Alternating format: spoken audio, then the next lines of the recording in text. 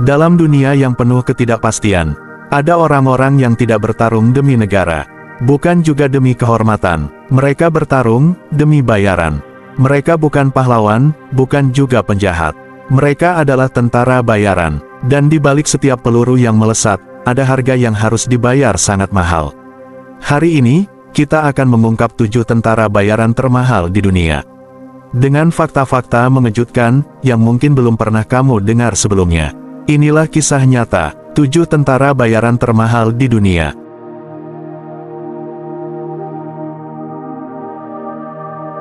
Selamat datang di Cakrif YouTube channel. Channel yang selalu mengungkap fakta-fakta dunia, dari sisi tergelapnya. Klik like, subscribe, dan nyalakan loncengnya. Karena di video ini, kamu akan dibawa ke dunia yang penuh misteri, darah, dan uang. Mari kita mulai.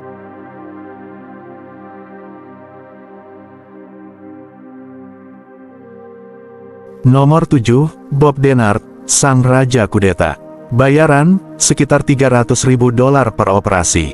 Sumber, The New York Times Obituary 2007. Bob Denard, pria kelahiran Bordeaux, Prancis tahun 1929, bukan sekadar tentara bayaran biasa. Ia adalah arsitek kekuasaan di balik layar Afrika. Di era 1960 hingga 1980-an, Denard memimpin operasi militer rahasia yang brutal di negara-negara seperti Kongo, Benin, Gabon, dan yang paling legendaris, Kepulauan Komoros. Pada tahun 1975, dengan kekuatan kecil hanya sekitar 50 pasukan elit, ia berhasil menggulingkan Presiden Ahmed Abdallah dan menempatkan penguasa boneka yang tunduk padanya. Bayarannya, sekitar $300.000 untuk satu kudeta, angka yang, jika dihitung saat ini, setara dengan lebih dari $1 juta. Namun bagi Denard, uang hanyalah sebagian kecil dari ambisinya. Yang ia cari adalah kekuasaan mutlak di negeri asing.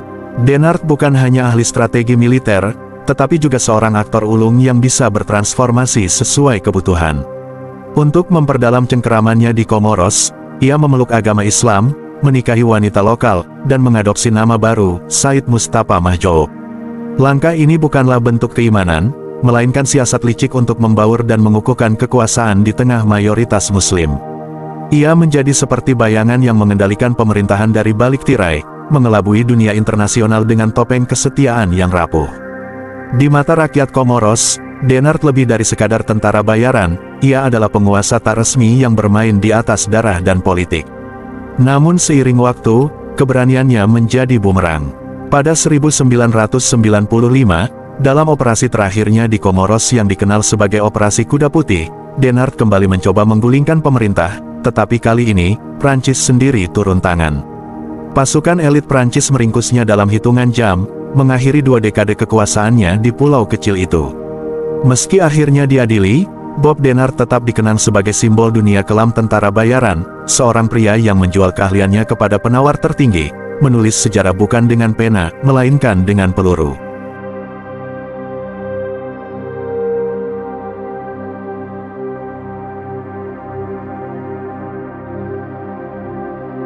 Nomor 6, Simon Mann, sang arsitek kudeta. Bayaran, sekitar $600.000 $1 juta. Sumber, BBC News, The Womacoop, 2008. Simon Mann, lulusan Akademi Militer Sandus dan mantan perwira pasukan elit SAS Inggris, dikenal sebagai dalang di balik salah satu skandal tentara bayaran terbesar abad ini. Pada tahun 2004, Mann memimpin operasi rahasia untuk menggulingkan Presiden Teodoro Obiang Nguema Sogo di Guinea Khatulistiwa, negara kecil di Afrika yang kaya akan cadangan minyak. Disokong oleh jaringan investor kaya dari Inggris dan Afrika Selatan, Mann dijanjikan bayaran fantastis hingga $1 juta jika misi itu berhasil. Namun, ambisinya kandas ketika pesawat yang membawa senjata dan pasukannya mendarat darurat di Zimbabwe, dan operasi kudeta tersebut terbongkar sebelum sempat dimulai.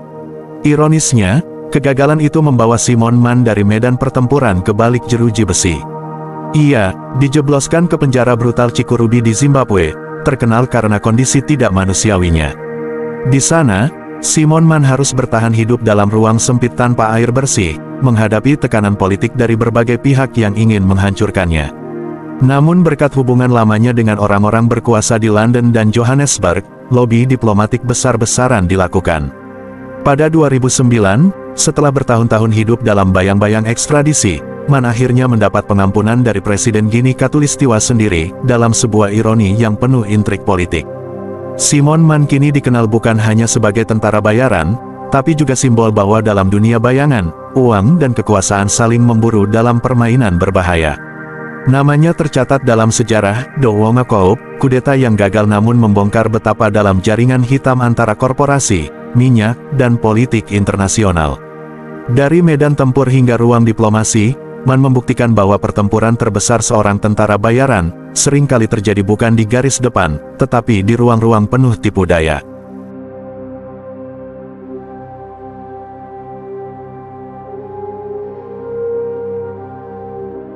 Nomor 5, Ben Barlow, sang komandan eksekutif Outcomes. Bayaran, kontrak bernilai lebih dari $1 juta. Sumber, The Guardian, Inside Executive Outcomes, 2017. Di dunia perang modern, nama Ben Barlow melambung sebagai pionir tentara bayaran berbaju korporasi. Mantan perwira intelijen Afrika Selatan ini mendirikan Executive Outcomes (EO) pada awal 1990-an, perusahaan militer swasta pertama yang mengubah wajah konflik global. Dengan strategi militer presisi, EO dikontrak pemerintah Angola dan Sierra Leone, dua negara yang dilanda perang saudara brutal, untuk memadamkan pemberontakan yang telah mencabik-cabik rakyat mereka. Kontraknya, tak kurang dari $1 juta lebih, menjadikan EO sebagai kekuatan tempur elit yang dibayar mahal untuk tugas-tugas yang bahkan tentara nasional tak mampu selesaikan. Barlow memimpin pasukannya seperti seorang maestro mengendalikan orkestra di tengah kekacauan. Dalam operasi di Angola tahun 1993, EO menumpas pasukan UNITA dalam waktu kurang dari 6 bulan, mengembalikan kendali minyak kepada pemerintah. Tahun berikutnya di Sierra Leone, EO kembali menunjukkan taringnya. Dalam operasi kilat, mereka menghalau pemberontak RUF yang dikenal sadis, sekaligus melindungi tambang berlian yang menjadi denyut ekonomi negara. Salah satu kekuatan EO adalah pelatihan kilat. Dalam hitungan bulan, mereka membentuk lebih dari 5.000 tentara lokal, merubah penduduk biasa menjadi kekuatan tempur terorganisir, sebuah prestasi yang belum pernah tercatat dalam sejarah militer modern. Namun, kejayaan Executive Outcomes tak berlangsung abadi. Di bawah tekanan komunitas internasional yang mengkhawatirkan legalitas tentara swasta, EO dibubarkan secara resmi pada tahun 1998. Meski demikian, warisan Barlow tetap hidup, sebagai bukti bahwa dalam dunia bayangan peperangan, kemenangan bisa dibeli, asal tahu siapa yang harus dibayar. Ben Barlow bukan sekadar tentara bayaran, ia adalah arsitek dari sebuah era baru di mana perang menjadi sebuah bisnis global.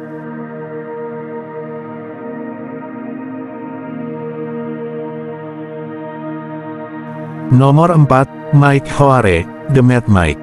Bayaran, sekitar $2 juta dalam proyek Seychelles. Sumber, New York Times, Mad Mike Hoare, Mercenary King, 2020. Nama Mad Mike Hoare melegenda sebagai sosok tentara bayaran flamboyan yang berani menantang arus sejarah.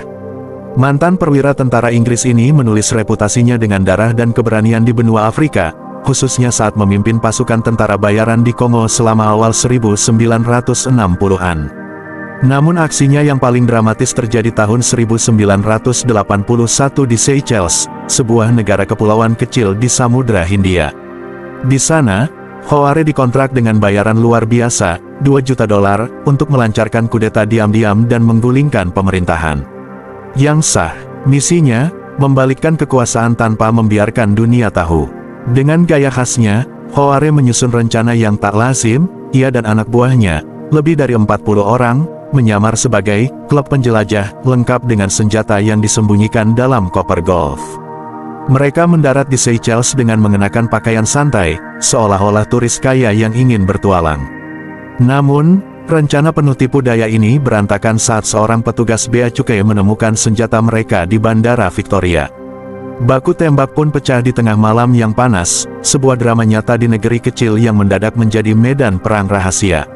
Meski operasi itu gagal dan Hoare akhirnya diekstradisi serta dipenjara di Afrika Selatan, citranya sebagai Mad Mike justru semakin menguat. Ia bukan hanya tentara bayaran biasa, melainkan gabungan antara keberanian, kecerdikan, dan arogansi, layaknya karakter dalam novel spionase kelas dunia. Hoare membuktikan bahwa dalam dunia tentara bayaran, kadang kegagalan justru lebih mengukir nama daripada keberhasilan.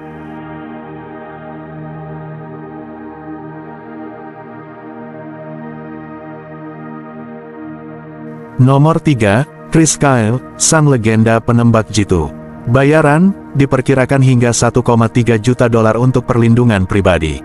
Sumber, Biography.com, Chris Kyle, American Sniper, 2015. Nama Chris Kyle menggema bagaikan bayangan maut di medan perang Irak. Sebagai anggota Navy SEAL Tim 3, antara tahun 2003 hingga 2009, Kyle mencatatkan lebih dari 160 kill terkonfirmasi, membuatnya menjadi sniper paling mematikan dalam sejarah militer Amerika Serikat. Keahliannya membidik dari jarak ratusan meter menjadikan namanya begitu ditakuti di kota Ramadi dan Fallujah. Bahkan, para milisi menjulukinya, The Devil of Ramadi, dan mereka tak segan menawarkan hadiah besar dalam upaya sia-sia untuk membungkam sang legenda. Setelah pensiun dari dinas militer, Chris Kyle tidak langsung beristirahat dari dunia berbahaya. Pada awal 2010-an, ia menerima tawaran fantastis untuk menjadi konsultan dan pelindung pribadi bagi pejabat tinggi serta pengusaha kaya di kawasan Timur Tengah. Dengan nilai kontrak yang diperkirakan mencapai 1,3 juta dolar per misi, Kyle bertugas menjaga para klien dari ancaman pembunuhan, penculikan, hingga serangan bersenjata. Meski dunia korporat jauh dari hiruk-pikuk medan tempur, nyawa tetap dipertaruhkan, dan Kyle tetap menjadi bayangan tak terlihat bagi musuh-musuhnya. Ironisnya, hidup Chris Kyle berakhir bukan di medan perang atau dalam operasi berbahaya, melainkan di tanah kelahirannya sendiri, Texas, pada tahun 2013. Ia dibunuh oleh seorang veteran lain yang menderita PTSD. Namun, warisannya sebagai simbol keberanian, keahlian, dan pengabdian tetap hidup. Sosok Chris Kyle mengajarkan kepada dunia bahwa kadang-kadang, satu peluru dari tangan yang tepat bisa mengubah jalannya sejarah.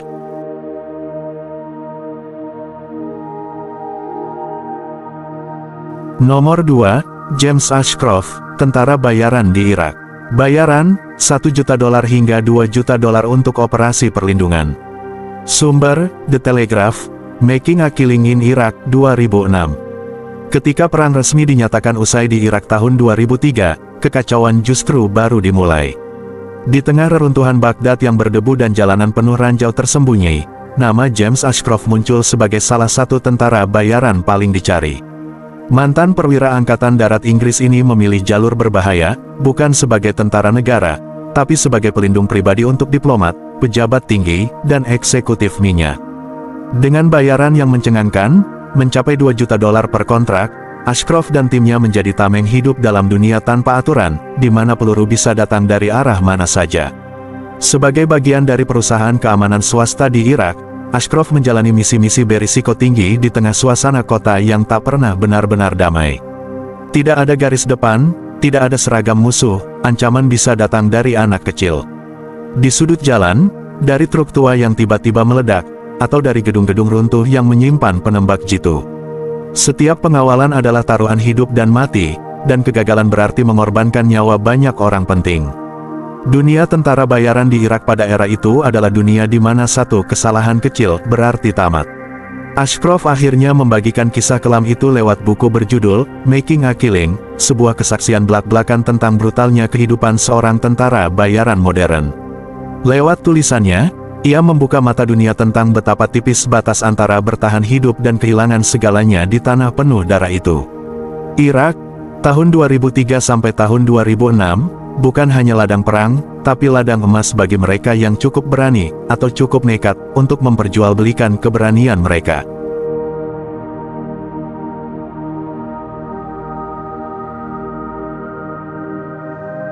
Nomor 1, Erik Prince, Raja Tentara Bayaran Modern. Bayaran, kontrak pribadi hingga 5 juta dolar. Sumber, The Intercept, The Rise of Erik Prince, 2019. Di awal tahun 2000-an, saat dunia dilanda ketakutan pasca -9/11, satu nama perlahan muncul di balik bayang-bayang operasi militer global, Erik Prince.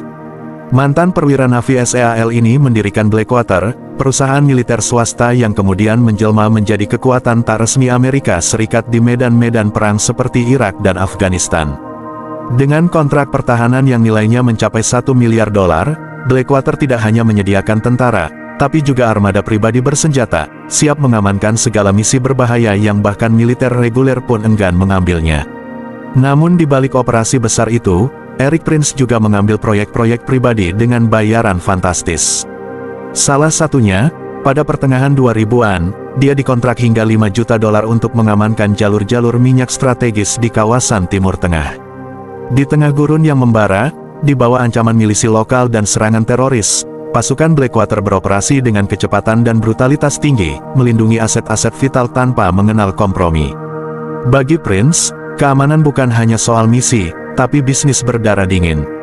Fakta paling mencengangkan, dalam kurun waktu operasionalnya, Blackwater pernah berhasil melindungi lebih dari 90 pejabat VIP di zona perang aktif, tanpa satupun korban jiwa dari pihak yang mereka kawal. Sebuah rekor nyaris mustahil di medan perang modern. Di balik semua kontroversi dan kritik keras, satu hal tetap tak terbantahkan, Erik Prince telah mendefinisikan ulang dunia tentara bayaran, bukan lagi sekadar prajurit sewaan, tapi menjadi kekuatan politik dan ekonomi yang mampu mengubah jalannya sejarah.